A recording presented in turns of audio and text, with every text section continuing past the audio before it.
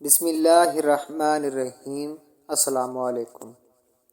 خوشبو مشکبار کے نام سے مشہور صاحب کا راز۔ بصرہ میں ایک صاحب مسکی یعنی مشکبار کے نام سے مشہور تھے۔ وہ خوشبو سے اتنے معطر رہا کرتے تھے کہ جس راستے سے گزرتے وہ راستہ خوشبو سے مہک جاتا۔ مسجد میں داخل ہوتے تو آپ کی خوشبو سے لوگوں کو اطلاع ہو جاتی کہ حضرت تشریف لے آئے ہیں۔ کسی نے ان سے کہا، جناب آپ اتنی خوشبو استعمال کرتے ہیں، اس پر آپ کی کثیر رقم خرچ ہوتی ہوگی۔ انہوں نے جواب دیا، میں نے نہ کوئی خوشبو خریدی ہے اور نہ لگائی ہے۔ میرا واقعہ بڑا عجیب و غریب ہے۔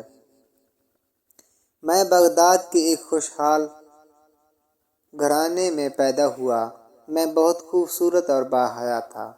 جب میں نے تعلیم سے فارغ ہوا تو کسی نے میرے والد صاحب کو مشورہ دیا کہ اسے بازار میں بٹھاؤ تاکہ یہ لوگوں سے گھل مل جائے اور اس کی حیا کچھ کم ہو۔ پس مجھے کپڑے کی دکان پر کام پر لگا دیا گیا۔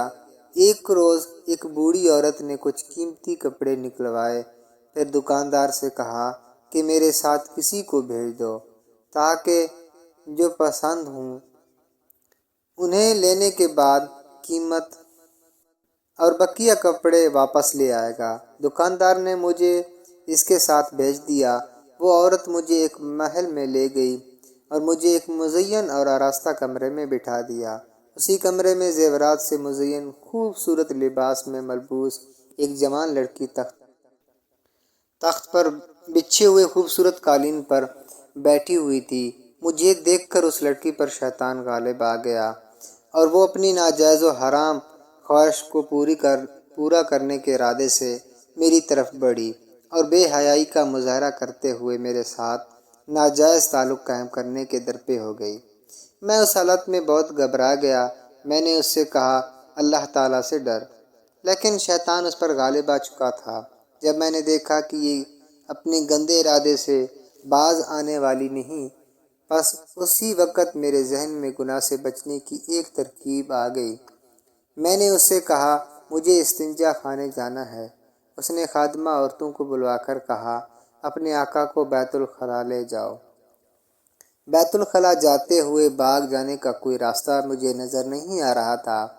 مجھے اس عورت کے ساتھ منہ کالا کرتے ہوئے اپنے رب عزوجل سے حیا آ رہی تھی اور مجھ پر عذاب جہنم کے خوف کا غلبہ تھا۔ پس مجھے اس مصیبت سے بچنے کا ایک ہی راستہ نظر آیا۔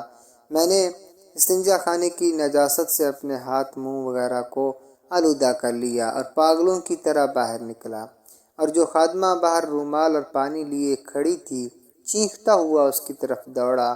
وہ پاگل پاگل کا شور مچاتے ہوئے بھاگی۔ سب خادمہ عورتیں جمع ہو گئیں اور انہوں نے مل کر مجھے ایک کپڑے میں لپیٹ دیا اور اٹھا کر ایک باغ میں ڈال دیا۔